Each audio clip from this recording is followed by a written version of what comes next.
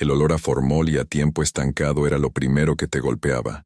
Un aroma dulzón y químico que se aferraba a la garganta, como si las paredes de adobe y concreto del viejo Hospital Civil de Tepic aún exhalaran los últimos suspiros de miles de almas. Yo, Elena, con mis 72 años a cuestas y el corazón remendado más veces de las que podía contar, estaba ahí de pie, en el umbral de aquella ruina, no por gusto, sino por una promesa.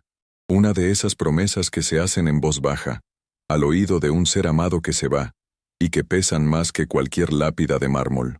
Voy a saber la verdad, Ricardo. Te lo juro por nuestro amor. Le había susurrado a mi esposo 30 años atrás, en una cama no muy distinta a las que ahora se oxidaban en la penumbra de este lugar. Y la verdad, yo sentía, vivía atrapada en el eco de estas paredes. Mi hijo, Mateo, me había dicho que era una locura. ¿A tu edad, mamá? ¿Meterte a un lugar que se está cayendo a pedazos lleno de ratas y quién sabe qué más? Es peligroso. Su voz, siempre tan práctica, tan llena de una lógica que a veces me parecía fría, resonaba en mi mente. Mateo era un buen hombre, un arquitecto exitoso que veía el mundo en ángulos rectos y planos bien definidos. Para él, el pasado era un cimiento sobre el cual construir, no una ruina a la que regresar. Vivía en una de esas casas modernas en la Ciudad de México, con ventanales que miraban a la nada y muebles que parecían incómodos a propósito. Celebraba sus logros en restaurantes de Polanco, donde los platillos tenían nombres más largos que la lista de ingredientes. Yo entendía su mundo, pero él no siempre entendía el mío. Mi mundo tenía fantasmas, deudas del alma y la convicción inquebrantable de que la justicia, a veces, necesita un empujón de los que todavía respiramos. ¿Y qué esperas encontrar, mamá? ¿El fantasma de mi papá te va a dictar una confesión? Me había preguntado con una mezcla de exasperación y cariño. Yo no le respondí. ¿Cómo explicarle que no buscaba un fantasma sino un eco? Una vibración pendiente, una pieza del rompecabezas que se negaba a encajar. La muerte de Ricardo había sido catalogada como un infarto fulminante. Tenía 50 años. Era fuerte como un roble y estaba en la cima de su carrera. Él y Arturo, su socio, acababan de cerrar el negocio de sus vidas, una exportadora de aguacate que prometía ser una mina de oro. Arturo, con su sonrisa fácil y sus trajes caros, siempre conduciendo un BMW último modelo, había llorado más que nadie en el funeral. Era mi hermano, Elena. Mi hermano, decía mientras me abrazaba, su costosa loción impregnando mi ropa de luto. Pero sus ojos, yo los recuerdo bien, no lloraban. Estaban fríos, calculadores. Unos meses después, con la excusa de que la empresa no podía sobrevivir sin la visión de Ricardo, me compró la parte de mi esposo por una miseria. Yo, viuda y con 2 hijos que sacar adelante, acepté. No tenía la fuerza para pelear, pero siempre, en el fondo de mi corazón supe que algo no estaba bien. Había detalles, pequeñas cosas que no cuadraban. Una llamada extraña que Ricardo recibió la noche antes de morir. Unos papeles que desaparecieron de su escritorio. La forma en que Arturo evitaba mi mirada después de la tragedia. La gente olvida los detalles, pero una viuda los atesora como si fueran joyas. El sol de la tarde se filtraba por los vidrios rotos del hospital, dibujando lanzas de luz dorada sobre el polvo acumulado de décadas. El lugar había sido clausurado hacía más de 20 años, después de que el nuevo Hospital General abriera sus puertas. Desde entonces, se había convertido en leyenda. La gente de Tepic contaba historias de lamentos en los pasillos, de apariciones en la vieja maternidad, de camas que se movían solas. Yo no creía en cuentos de espantos, pero creía en la energía. Creía que un lugar donde se había vivido tanto dolor y tanta esperanza no podía quedar simplemente vacío. Guardaba memorias, vibraciones, y yo venía a escuchar. Había conseguido entrar gracias a don Anselmo, el viejo velador que cuidaba el terreno. Le di unos billetes y le conté una media verdad, que quería rezar en el cuarto donde mi esposo había fallecido, para encontrar paz. Él, un hombre mayor de fe sencilla, entendió. No más con cuidado, doña Elenita, que este lugar tiene su genio. A las 3 de la mañana es cuando más se enoja, me advirtió. sus ojos nublados por las cataratas brillando con sinceridad. Le agradecí y le aseguré que estaría bien. Llevaba una linterna, una botella de agua, una veladora y el rosario de perlas que Ricardo me había regalado en nuestro 20º aniversario. No necesitaba más. Mi armadura era mi convicción. La fuerza que me movía no venía de los músculos, sino de un lugar mucho más profundo. El amor inquebrantable por un hombre al que le habían robado la vida y el legado. Mientras caminaba por el largo pasillo principal, el eco de mis pasos era el único sonido. Las puertas de las habitaciones colgaban de sus bisagras como mandíbulas desencajadas. Las paredes, desconchadas, mostraban capas de pintura de diferentes épocas: verde hospital, blanco hueso, amarillo triste. Olía a olvido, a historias interrumpidas.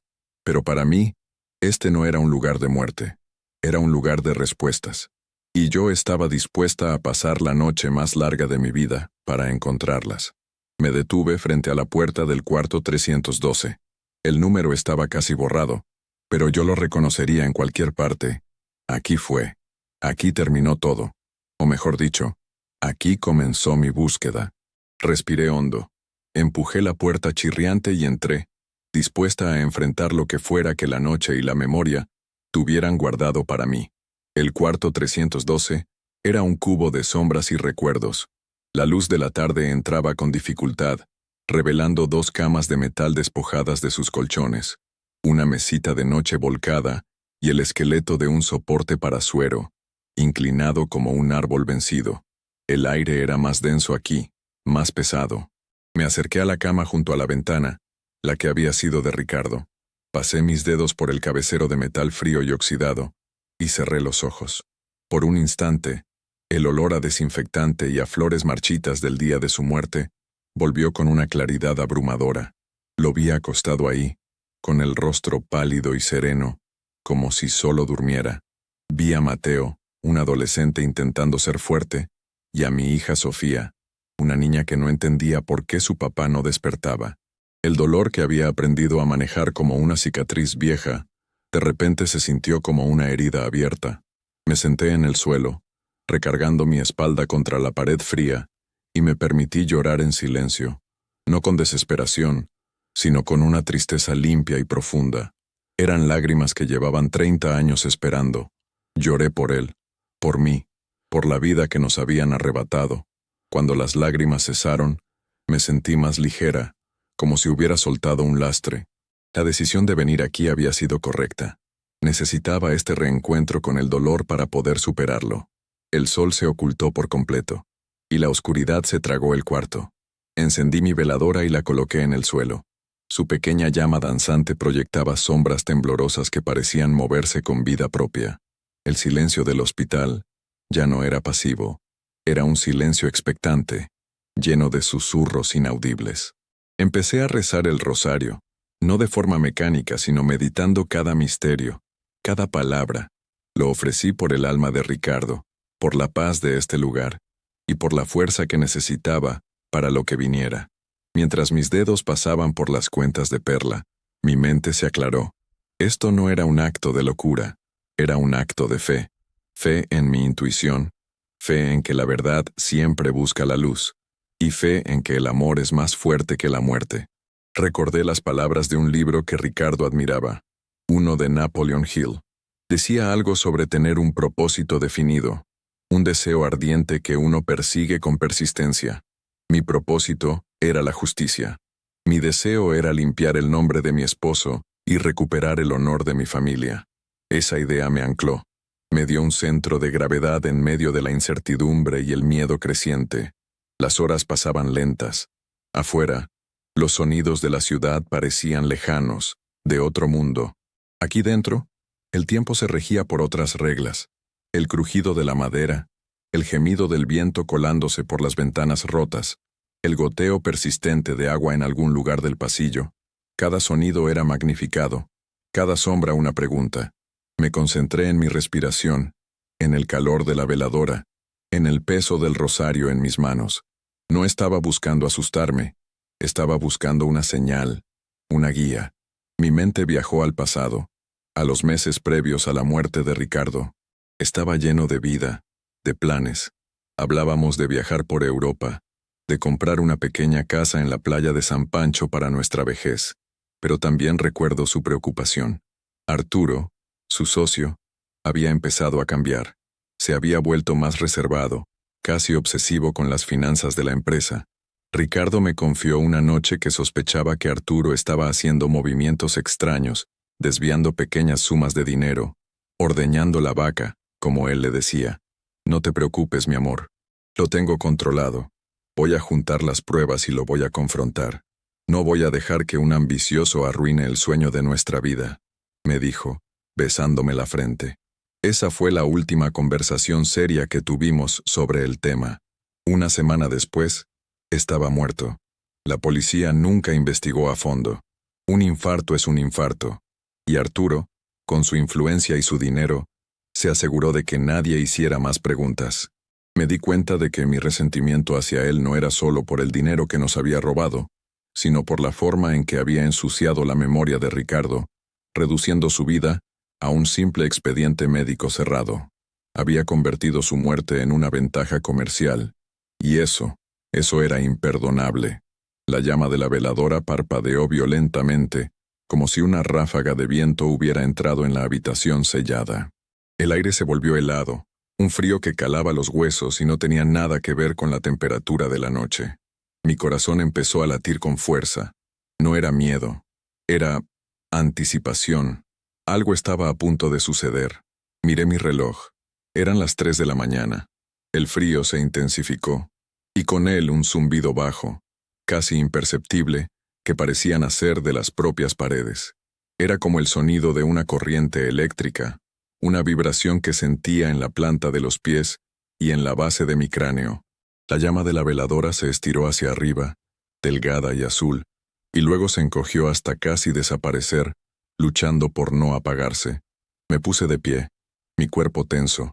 Apreté el rosario en mi mano con tanta fuerza que las cuentas se clavaron en mi piel. Ricardo, si estás aquí, si puedes oírme, necesito una señal. Ayúdame a encontrar la paz. Ayúdame a encontrar la verdad. Susurré al aire denso y vibrante de la habitación. El silencio que siguió a mis palabras fue absoluto, tan profundo que podía oír el latido de mi propio corazón en mis oídos. Esperé. 1 minuto, 2, 5, nada. Empecé a sentirme un poco tonta. Quizás Mateo tenía razón.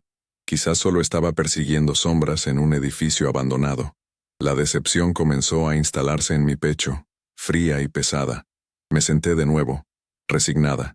Tal vez la única verdad era que Ricardo se había ido y yo tenía que aceptarlo. Y entonces, ocurrió. Un crujido metálico lento y deliberado vino de la cama vacía al otro lado de la habitación. No fue el sonido del metal contrayéndose por el frío. Fue el sonido de algo moviéndose. Contuve la respiración. Mis ojos, ya acostumbrados a la penumbra, se fijaron en la silueta de la cama. Se movió de nuevo.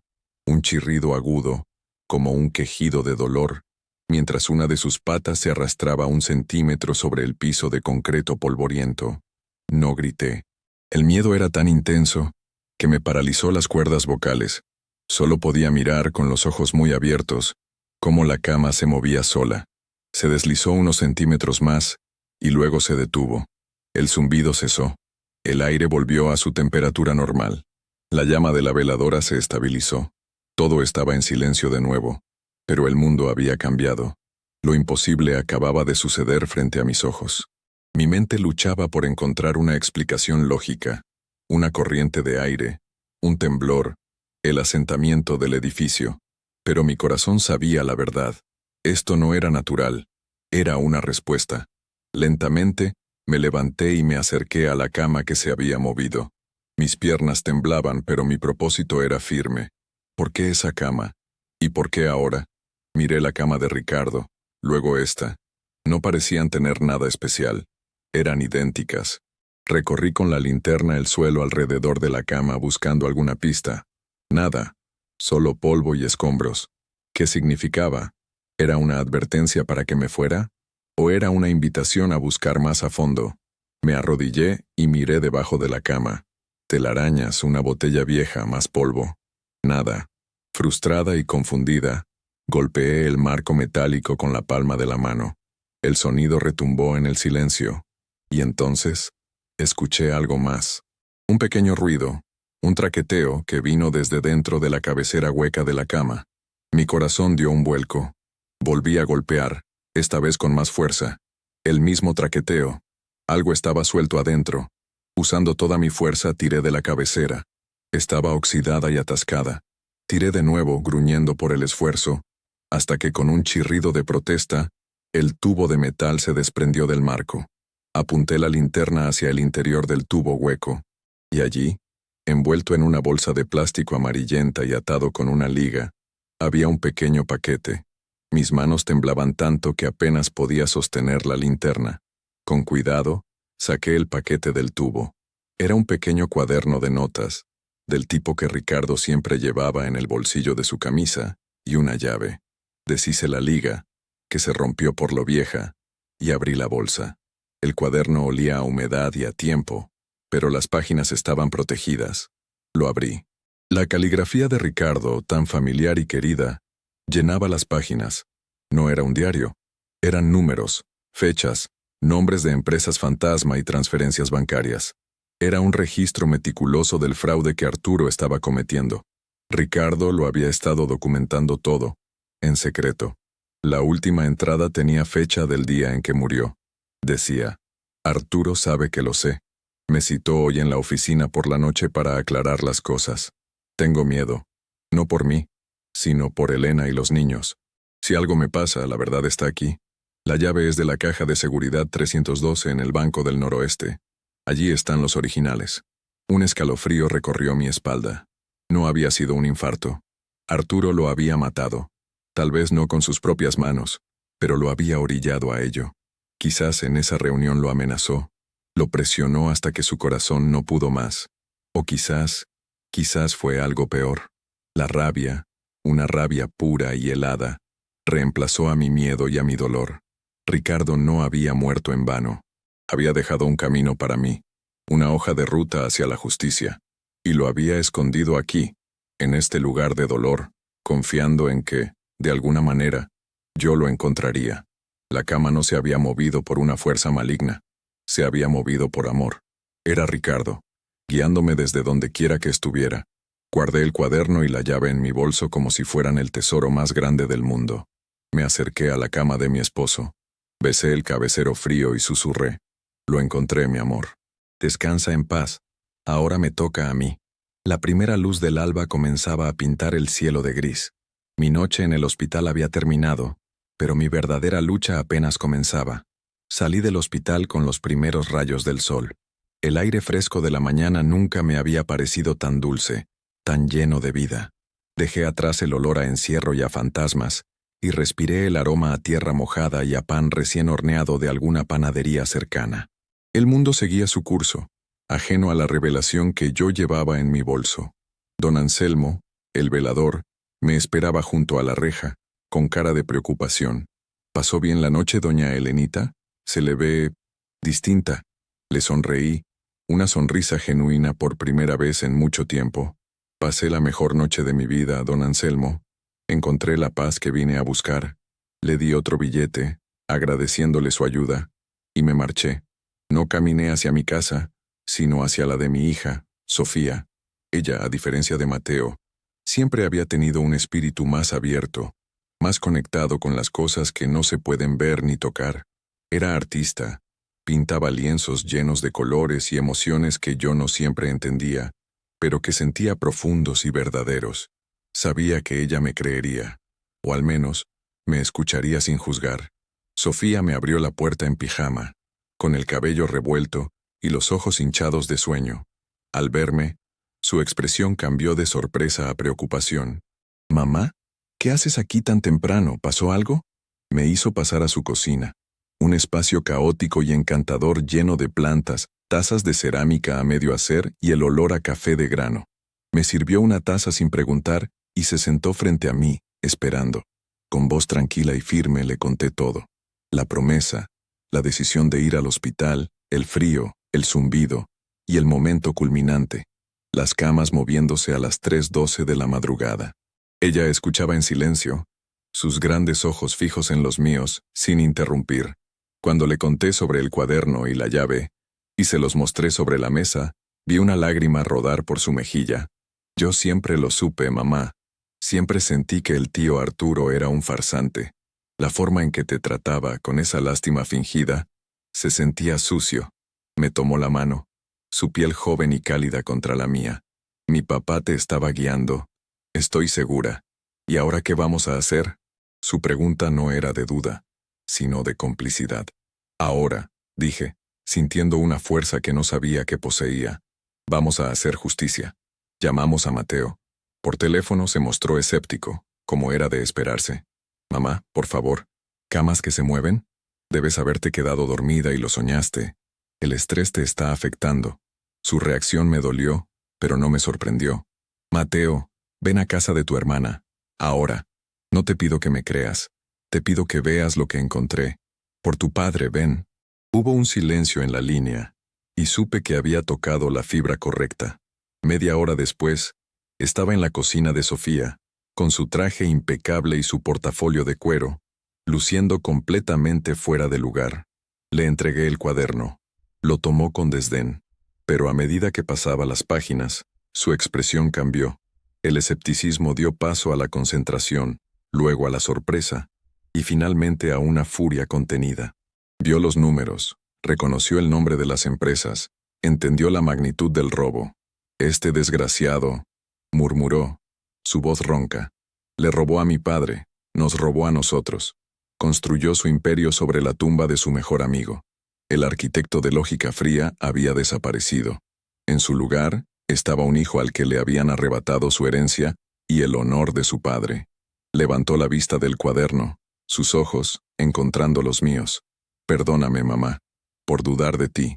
Negué con la cabeza. No hay nada que perdonar. Ahora somos una familia unida, y vamos a enfrentar esto juntos. Pasamos el resto de la mañana planeando. Mateo, con su mente estratégica, tomó el control. No podemos ir a la policía directamente. Arturo es demasiado poderoso. Tiene contactos. Enterrará esto en burocracia. Primero necesitamos un abogado. Pero no cualquier abogado. Necesitamos al mejor, a alguien que le guste pelear con tiburones. Y segundo, necesitamos los documentos originales de la caja de seguridad. Esa es nuestra arma nuclear. La llave. Miré la pequeña llave de metal sobre la mesa. Parecía tan insignificante, pero contenía el poder de destruir a un hombre y restaurar el honor de otro. El Banco del Noroeste. Recordaba que Arturo había cerrado todas las cuentas de la empresa allí justo después de la muerte de Ricardo, trasladando todo a bancos internacionales. Había sido una jugada astuta para borrar cualquier rastro, pero se le había olvidado un detalle. Una pequeña caja a nombre de Ricardo Montero. El banco está en el centro. Puedo ir hoy mismo, dije. Mateo asintió. Perfecto. Sofía y yo llamaremos a un contacto que tengo, el licenciado Vega. Dicen que es un perro de presa con título de abogado. Nos reuniremos con él esta tarde. Mamá, ve al banco, saca todo lo que haya en esa caja, y no hables con nadie. Nos vemos en la oficina de Vega a las 5. De repente, todo se sentía real, peligroso y extrañamente estimulante. Éramos los tres, los Montero, unidos por una causa justa. Miré a mis hijos, a la mujer artista y al hombre de negocios, y vi en ellos el reflejo de Ricardo. Su pasión, su inteligencia, su integridad. Sentí un orgullo inmenso. La pena que me había acompañado durante 30 años se estaba transformando en un motor. Ya no era la viuda desamparada. Era la matriarca de una familia que iba a la guerra, y pensaba ganarla. Llegué al Banco del Noroeste con el corazón latiéndome en el pecho. Era un edificio antiguo, de cantera, con puertas de bronce, y un aire de solemnidad que imponía respeto. Me sentí pequeña e insignificante al entrar en el gran salón de mármol. Me acerqué a la sección de cajas de seguridad, un área restringida y silenciosa. Una empleada joven, con un traje sastre impecable y una sonrisa profesional, me atendió. Le mostré la llave y una identificación de Ricardo que siempre llevaba en mi cartera. Ella verificó el número y luego me miró con extrañeza. Señora Montero, esta caja no ha sido abierta en 30 años. Nuestro sistema apenas la tiene registrada. Su sorpresa era palpable. Sí, lo sé. Es algo de mi difunto esposo que necesito recuperar, respondí, tratando de que mi voz sonara casual. Me condujo a una bóveda con una puerta circular de acero que parecía sacada de una película. El lugar era frío y olía a metal y a papel viejo. Localizó la caja 312, una pequeña gaveta de metal entre cientos de otras idénticas. Introdujo su llave maestra. Luego yo introduje la mía. La cerradura se dio con un clic satisfactorio. La empleada sacó la caja y me la entregó antes de retirarse discretamente a un cubículo privado para que pudiera revisarla. La caja era más pesada de lo que esperaba. La puse sobre la mesa de madera pulida y levanté la tapa. Dentro, ordenados meticulosamente, había varios fajos de documentos, contratos originales, estados de cuenta bancarios que mostraban las transferencias a las cuentas de Arturo, y una carta. Estaba en un sobre cerrado, con mi nombre escrito en la caligrafía de Ricardo. Mis manos temblaron al abrirla. La carta era corta, pero cada palabra pesaba 1 tonelada. Mi Elena, si estás leyendo esto, significa que mi peor temor se ha hecho realidad, y yo ya no estoy contigo. No llores por mí, mi amor. Viví una vida plena porque te tuve a mi lado. Este sobre contiene la verdad sobre Arturo. Es un hombre ambicioso y sin escrúpulos. No dejes que se salga con la suya. Usa estos papeles para proteger a nuestros hijos y nuestro futuro. Sé fuerte, como siempre lo has sido. Te amo y te amaré siempre. Tuyo, Ricardo. Abracé la carta contra mi pecho, las lágrimas corriendo por mis mejillas. Eran las últimas palabras de mi esposo para mí. No eran una despedida, eran una misión, y me estaba dando las armas para cumplirla. Guardé todo en mi bolso, que ahora se sentía como si contuviera el peso de la justicia. Salí de la bóveda sintiéndome 10 centímetros más alta. La empleada me despidió con la misma sonrisa profesional, ajena al drama que acababa de presenciar. Al salir del banco, la luz del sol me pareció más brillante. El plan estaba en marcha. La siguiente parada era la oficina del licenciado Vega, la guarida del león. La oficina del licenciado Vega no estaba en un corporativo de cristal y acero. Estaba en una casona antigua en el centro histórico, con pisos de madera que crujían y paredes cubiertas de libros encuadernados en piel. El aire olía a cuero, a papel viejo y a café fuerte. El propio Vega era un hombre que parecía sacado de otra época, de unos 60 y tantos años, con el cabello completamente blanco, un bigote espeso y unos ojos oscuros y penetrantes que parecían leerte el alma. No usaba trajes de diseñador, sino un sencillo pantalón de lino y una guayabera impecablemente blanca. Nos recibió en su despacho, un cuarto dominado por un enorme escritorio de caoba. Mateo, siempre impresionado por el poder y el dinero, parecía un poco decepcionado por la falta de ostentación. Pero yo sentí que estábamos en el lugar correcto. Este hombre no necesitaba demostrar nada. Su reputación lo precedía. Le entregamos los documentos y el cuaderno.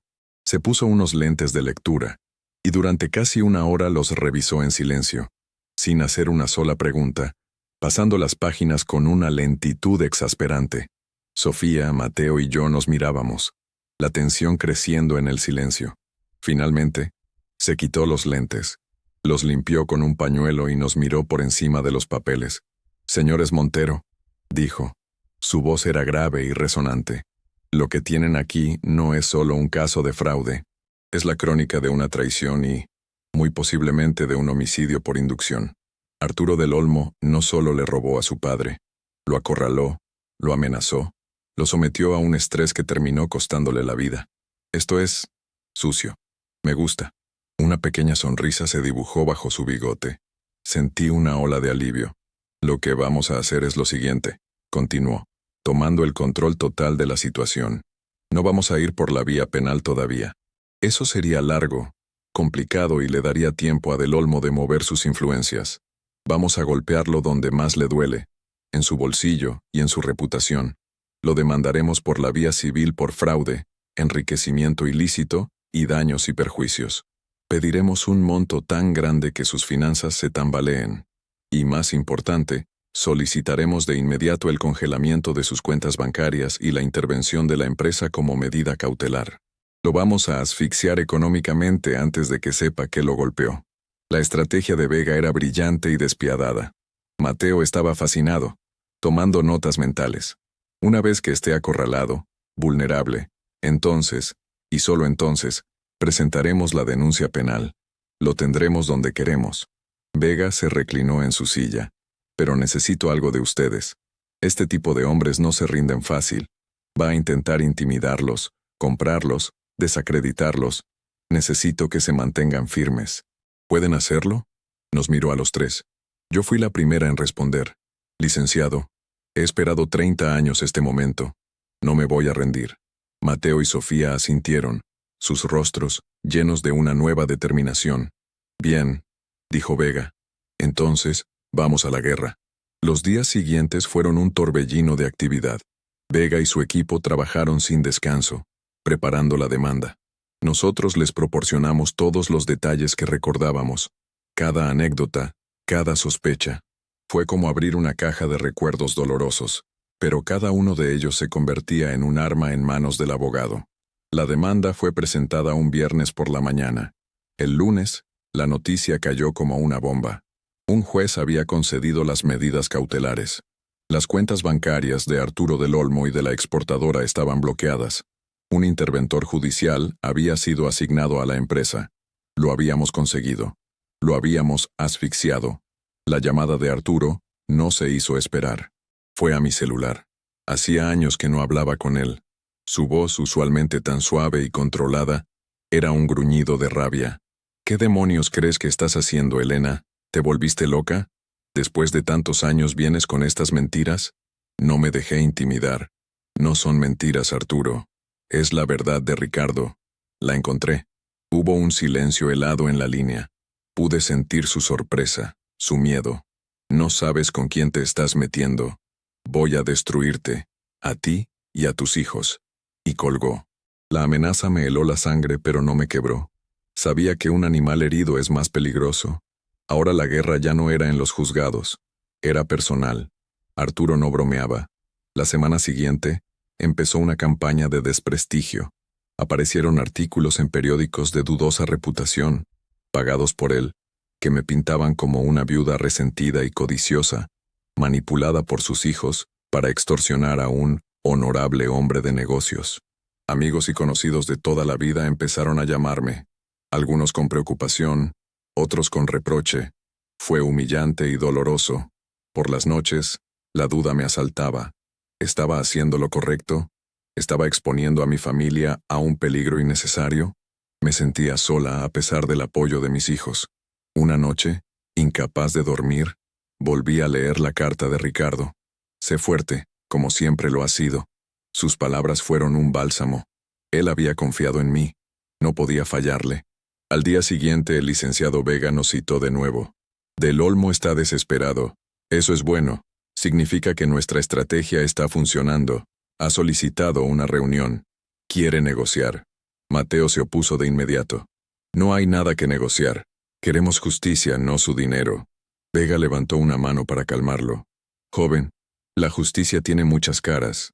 A veces la mejor victoria no es la que se obtiene en un tribunal, sino la que se consigue en una mesa de negociación, despojando al enemigo de todo lo que valora. Vamos a escucharlo, pero iremos con nuestros términos, no los suyos. La reunión se fijó para el día siguiente en un territorio neutral, un salón privado en un lujoso hotel del centro. Íbamos a vernos cara a cara con el hombre que había destruido nuestra familia. Y esta vez, yo no era la viuda desamparada. Era la ejecutora del testamento moral de mi esposo. El salón privado del hotel era un lugar opresivo, decorado con maderas oscuras y alfombras gruesas que absorbían el sonido. El aire acondicionado estaba demasiado frío. Arturo ya estaba allí, sentado a la cabeza de una larga mesa de conferencias. No estaba solo. Lo acompañaban dos abogados con rostros inexpresivos y trajes que costaban más que mi auto. Arturo se veía demacrado. Había envejecido 10 años en 2 semanas. Sus ojos estaban inyectados en sangre y tenía profundas ojeras, pero su arrogancia seguía intacta, como una máscara mal puesta. Llevaba una camisa de seda y unos mocasines Gucci, un intento patético de proyectar el poder que se le estaba escapando de las manos. Nosotros éramos 5. Mateo, Sofía, el licenciado Vega, su socio más joven y yo. Nos sentamos frente a ellos. El silencio era tenso, cargado de 3 décadas de mentiras y dolor. Arturo fue el primero en hablar, su voz intentando sonar conciliadora pero con un temblor de ira mal contenida. Elena, de verdad, lamento que hayamos llegado a esto. Siempre he tenido el máximo respeto por la memoria de Ricardo y por ti y tu familia. Todo esto es un terrible malentendido. El licenciado Vega tomó la palabra, su voz tranquila cortando el aire como un bisturí. Señor del Olmo, ahorrémonos las cordialidades falsas. No estamos aquí por un malentendido. Estamos aquí por un fraude sistemático que duró años y que usted inició mientras su socio, su hermano, confiaba en usted. Y estamos aquí porque ese estrés y esa traición contribuyeron directamente a su muerte. Arturo palideció. Uno de sus abogados intervino. Mi cliente niega categóricamente todas esas acusaciones. Esto es un intento de extorsión. Sin embargo, para evitar un litigio largo y costoso que podría dañar la reputación de todos, estamos dispuestos a ofrecer una compensación generosa. Puso un maletín sobre la mesa y lo abrió. Estaba lleno de fajos de billetes de $100. La imagen era tan vulgar, tan insultante que sentí náuseas. Mateo se levantó de golpe, pero yo puse una mano en su brazo para detenerlo. Era mi turno de hablar. Miré a Arturo directamente a los ojos. Arturo, ¿de verdad crees que esto se trata de dinero? ¿Crees que puedes comprar nuestro silencio, nuestra dignidad, con eso? Mi voz era baja, pero resonaba en el silencio de la sala. Durante 30 años, has vivido una vida de lujo construida sobre la ruina de mi familia. Has celebrado tus éxitos en mansiones con chefs privados, mientras mis hijos y yo luchábamos por salir adelante. Te pusiste el manto de amigo leal en el funeral de mi esposo, mientras te llenabas los bolsillos con el dinero que le robaste. No quiero tu dinero sucio. Saqué de mi bolso una copia del cuaderno de Ricardo y la deslicé sobre la mesa hacia él. Quiero que leas esto. Quiero que veas la caligrafía del hombre que traicionaste. Quiero que recuerdes cada centavo que le robaste. Arturo miró el cuaderno como si fuera una serpiente. No lo tocó. Y quiero algo más. Continué, mi voz ganando fuerza. Quiero una confesión pública. Quiero que limpies el nombre de Ricardo Montero. Quiero que todo el mundo sepa que él era un hombre honorable y que tú eres un ladrón y un traidor.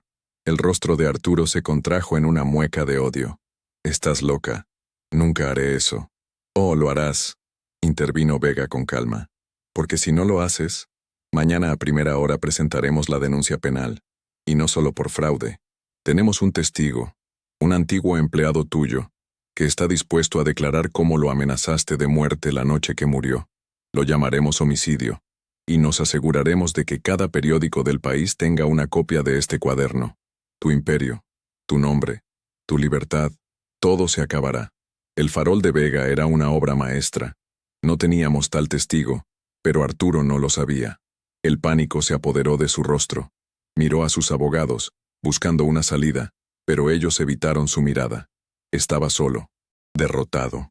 Se hundió en su silla, un hombre roto. Su máscara de poder se había hecho añicos, revelando al hombrecillo asustado y codicioso que había debajo. La justicia, después de 30 largos años, finalmente había llegado, no con el estruendo de un martillo de juez, sino en el silencio de una sala fría, con la confesión silenciosa de un hombre que lo había perdido todo. La semana siguiente fue surrealista. Arturo del Olmo, presionado por sus abogados y enfrentando la ruina total, aceptó todos nuestros términos. Firmó un acuerdo en el que cedía el control total de la exportadora a un fideicomiso a nombre de mis hijos, devolviendo así lo que era nuestro por derecho. Además, se comprometió a pagar una indemnización por daños y perjuicios que aseguraría el futuro de mis nietos. Pero lo más importante para mí fue la carta pública. Se publicó en los principales diarios del país. En ella, Arturo confesaba el fraude financiero, exoneraba completamente a Ricardo Montero de cualquier mala práctica y pedía perdón a nuestra familia. No usaba la palabra traición, pero estaba implícita en cada línea. Leer esas palabras impresas en blanco y negro Fue como si un peso que había cargado sobre mis hombros durante 3 décadas finalmente se desvaneciera. El nombre de mi esposo estaba limpio. Su legado estaba restaurado. La noticia sacudió los círculos empresariales y sociales. La gente que me había dado la espalda ahora me llamaba para ofrecerme su apoyo. Los ignoré. Los únicos que importaban eran mi familia. Mateo, que había comenzado esta lucha con escepticismo, ahora me miraba con un respeto y una admiración que nunca antes había visto en sus ojos.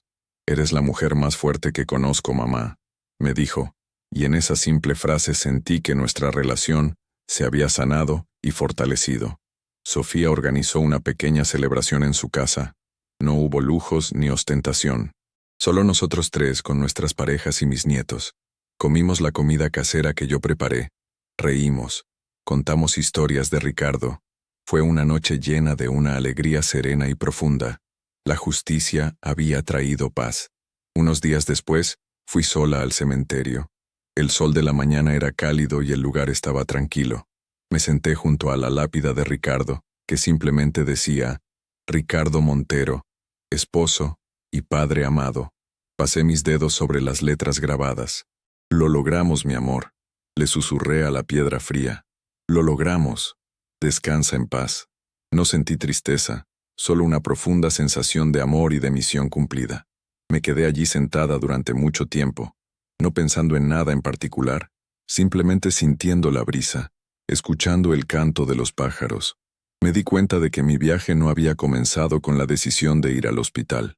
Había comenzado 30 años atrás, con una promesa susurrada. Y cada paso, cada lágrima, cada momento de duda y de miedo, había valido la pena. La vida, a veces, nos pide actos de fe extraordinarios. Nos pide creer en lo invisible, escuchar los ecos del pasado y luchar por la verdad, sin importar cuánto tiempo tome. Mi acto de fe me había llevado a un hospital en ruinas en medio de la noche, y en la oscuridad había encontrado la luz. Me levanté, le di un último beso a la lápida y me alejé, no con la carga del pasado, sino con la ligereza de un futuro en paz, sabiendo que el amor, la lealtad y la justicia son las fuerzas más poderosas del universo. El círculo, finalmente, se había cerrado. Gracias por llegar hasta el final de esta reflexión. Si estás leyendo esto, quiero que sepas que no estás solo. Ahora, te invito a un momento de calma. Voy a compartir una oración, no importa tu religión, sino tu fe. Una oración pensada para ayudarte, para abrazar a todos los que en silencio luchan, sienten, esperan. Solo cierra los ojos un instante y deja que estas palabras te acompañen. Ten fe, todo va a estar bien. Orar, encenderse por dentro. Hay dolores que nadie ve, dolores que no gritan, no sangran, pero pesan como un velo sobre los hombros. Esos que uno carga en silencio, tratando de entender, de seguir, de soportar.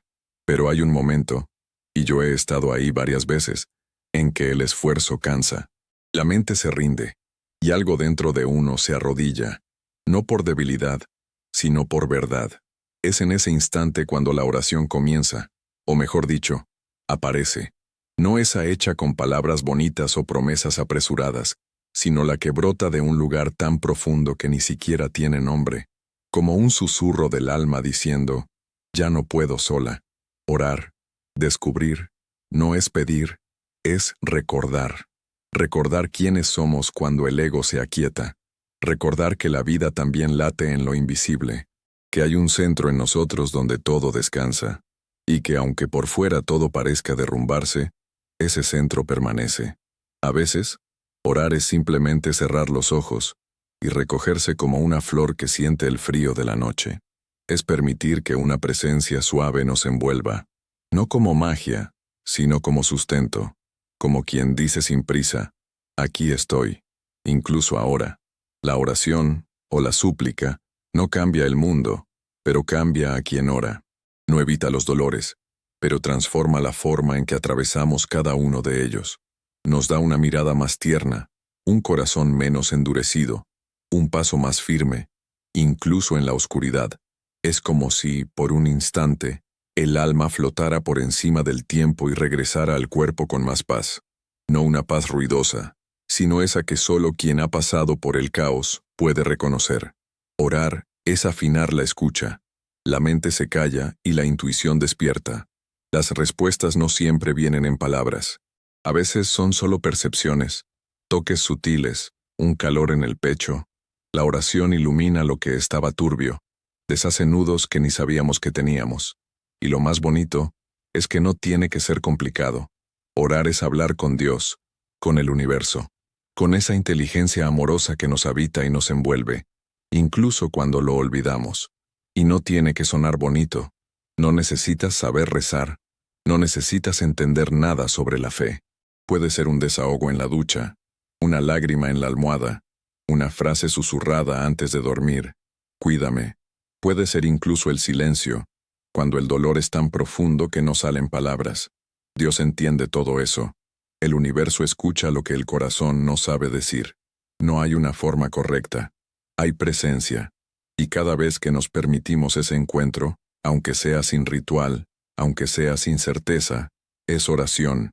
Es tan simple, tan al alcance. Orar es solo recordar que no estamos solos. Y entonces, un día, sin darnos cuenta, nos volvemos oración. La forma de caminar, de tocar, de callar, todo empieza a vibrar distinto. Ni siquiera hace falta decir nada. Solo estar ahí ya es oración viva. Y hasta en los días en que no logramos orar, y sí, hay días así, el alma sigue orando por nosotros. El espíritu no olvida de dónde viene. Al final, orar es eso, encenderse por dentro, y dejar que esa luz nos guíe, incluso cuando no sabemos el camino. Gracias de corazón por acompañarme en esta historia. Me ayudaría mucho que comentaras qué te pareció, que me sigas para no perderte las próximas, y sobre todo, que me des ideas. ¿Qué historias te gustaría escuchar? ¿Sobre qué temas te gustaría que habláramos? Cuéntame también desde dónde me estás escuchando. Me encanta saber hasta dónde llegan estas reflexiones. Como una forma de agradecerte, dejé unas recetas de tés relajantes y unos postres sin azúcar en el primer comentario. Un pequeño apapacho de mi parte para ti. Que Dios te proteja siempre a ti y a los tuyos.